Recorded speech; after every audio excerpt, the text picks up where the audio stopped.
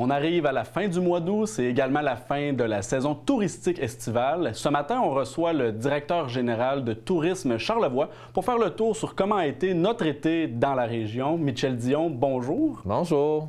Mais tout d'abord, comment ça s'est déroulé l'été dans Charlevoix, dans nos hôtels, nos activités touristiques? Qu'est-ce que vous pouvez dire à ce sujet?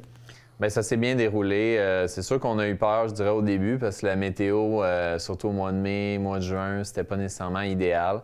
Mais juin, déjà, on a eu un mois record à l'exception du G7, bien entendu. Là. On a eu cette année 54,5 % du taux d'occupation, donc c'était déjà sensiblement mieux que l'année dernière.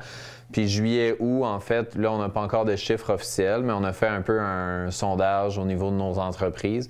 Puis les entreprises nous disent toutes qu'ils vont connaître un été soit équivalent à l'année dernière ou encore mieux. La plupart pensent avoir des chiffres encore mieux que l'année dernière.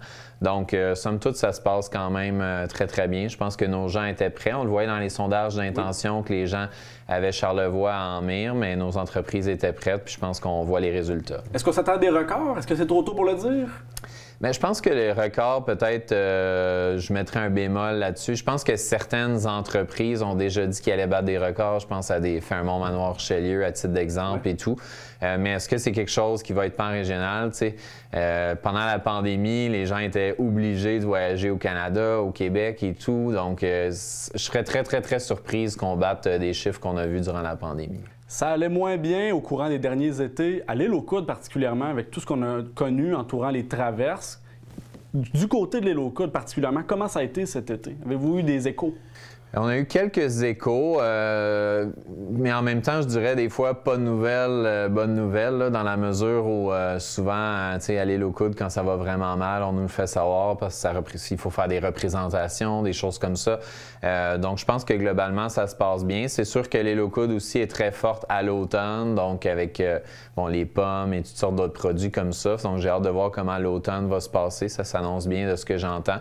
Puis, il y avait moins d'incertitudes au niveau des traversiers cette année. Oui. Donc, je pense que globalement, ça s'est bien passé, mais ça aussi, ça va être à confirmer prochainement. On attend beaucoup d'Européens pour l'automne à venir, une saison touristique automnale? Bien, déjà, je peux vous dire que cet été, beaucoup d'entreprises nous ont dit qu'ils en avaient vu plus qu'à l'habitude, mais c'est certain que c'est une clientèle qui voyage généralement plus au mois d'août, au mois de septembre. Ils vont viser des fois les couleurs d'automne et tout.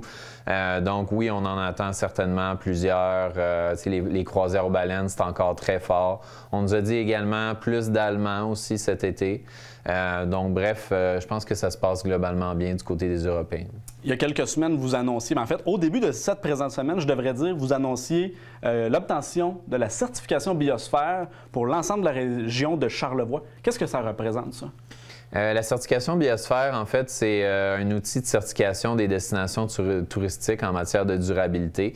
Il y avait une étude de l'Université de Sherbrooke qui avait été faite qui disait que c'était l'outil le plus rigoureux qui existait à travers le monde en matière de certification des destinations touristiques.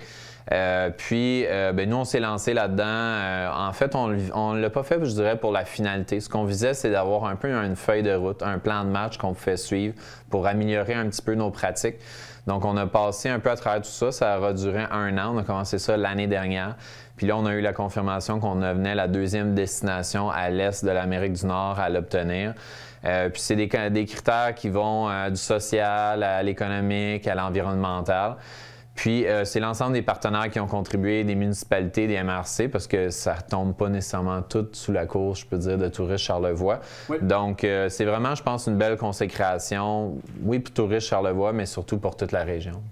D'un côté, on parle souvent que, on dirait d'été en été, ça va de mieux en mieux le tourisme dans Charlevoix, ça continue d'augmenter. De l'autre, on parle de certification environnementale, on veut toujours devenir plus vert. Est-ce qu'il n'y a pas un paradoxe que vous prenez en compte à Tourisme Charlevoix à dire jusqu'à quand on veut développer versus on sait que quand on développe, bien, il y a plus d'automobilistes qui viennent dans Charlevoix, il y a plus d'eau qui est consommée, il y a plus de sentiers qui sont piétinés. Il n'y a pas un paradoxe là, que vous avez des fois à l'esprit?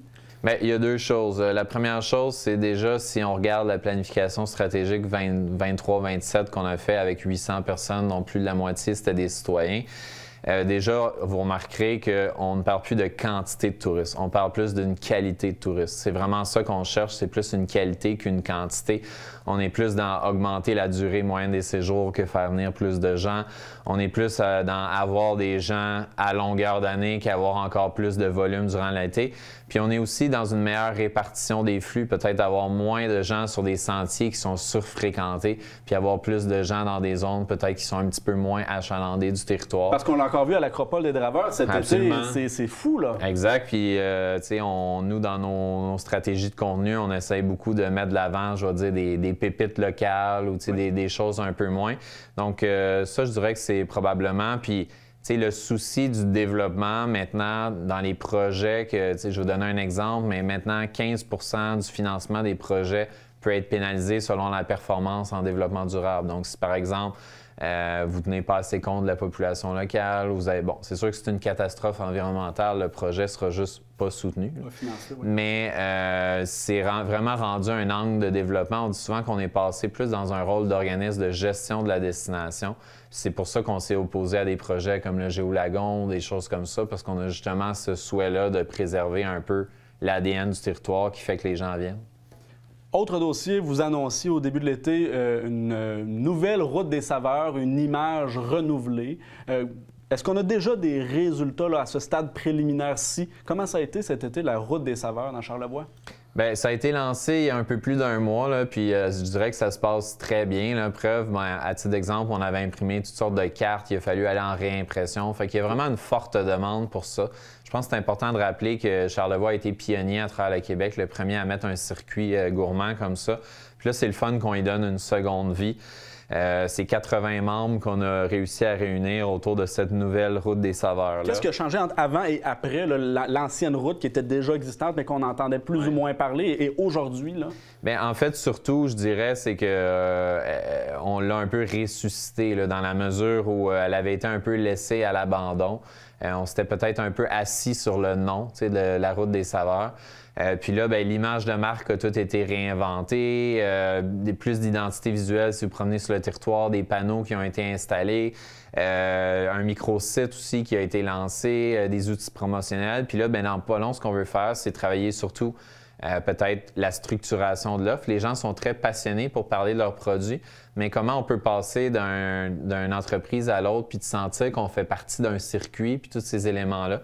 Donc ça, c'est des choses qu'on veut travailler, mais je dirais qu'à date, oui, c'est vraiment un vif succès. On est très, très, très contents. Donc, des développements potentiels à venir encore pour la route des saveurs. Est-ce qu'on ne pourrait pas développer, par exemple, des forfaits, des alliances entre différentes entreprises? Bien, je pense qu'on construit l'avion en plein vol. Toutes ces opportunités-là peuvent être regardées. Je pense que déjà, ce qui a été fait est déjà très bien. Mais certainement, notre collègue Charles passe beaucoup de temps sur le territoire, il entend des suggestions et tout. Fait que je suis certain que ça va beaucoup évoluer dans les années à venir. Autre nouvelle qui est sortie il y a quelques semaines, vous annoncez la création d'un fonds d'appui à la certification éco-responsable, le FAS. Oui. Qu'est-ce que ça mange en hiver, ça?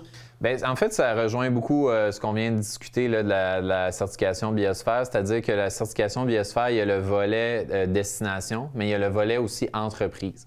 Puis ce qu'on veut, c'est accompagner le plus d'entreprises pour qu'ils puissent aller chercher cette certification-là. Encore une fois, surtout pour leur donner une feuille de route sur comment ils peuvent améliorer leurs pratiques et tout. Donc, on travaille avec la région de la biosphère de Charlevoix, qui sont les partenaires qui sont dans l'accompagnement. Mais souvent, les entreprises, un moment donné, ils vont rencontrer une embûche où ils doivent mettre en place quelque chose. Je ne sais pas, je vais dire l'efficacité énergétique, à titre d'exemple. Puis là, bien, ça représente, je ne sais pas, 5, 10, 15 000 d'investissements qu'ils doivent mettre. Bien, nous, en fait, on a un fonds, en fait, de 100 000 $ par année qu'on met en place pour les soutenir dans des initiatives qui vont leur permettre d'aller chercher cette certification-là. Donc, par exemple, on pourrait donner 20 000 à une entreprise pour améliorer son efficacité énergétique. Bien, ça lui permet de cocher des critères de plus pour aller chercher la certification puis d'améliorer ses pratiques. Donc, c'est un peu ça l'idée. On a-tu des gens qui ont levé la main à date, des entreprises qui se sont montrées intéressées? Pour l'instant, non, parce que bon, ça vient quand même d'être lancé récemment. Puis l'été, je vous dirais que c'est une période où les entreprises n'ont pas beaucoup de temps généralement pour monter des projets. Donc, j'ai espoir qu'à l'automne, on va avoir plus de projets. Puis là, on est déjà en accompagnement de 4 entreprises dans la première cohorte. Mais là, dans la deuxième cohorte, il y en aura 10 à 12, plus volumineux. Donc ça va certainement générer de la demande. Ça me fait penser, on est rendu à peu près à combien de programmes, de fonds Tourisme Charlevoix qui viennent encourager différentes facettes de l'éco-responsabilité? À Tourisme Charlevoix, on avait le plan montagne. Le plan montagne est terminé. Puis là, maintenant, on a le FAST. Fait que je dirais, activement, on a juste un fonds pour ça. Autre dossier qu'on a un peu moins parlé cet été, mais que durant la dernière année a fait couler beaucoup d'encre, le train touristique de Charlevoix. Comment ça a été l'achalandage touristique, les visiteurs qui venaient de l'extérieur, qui réservaient des forfaits? Qu'est-ce que vous en savez à Tourisme Charlevoix?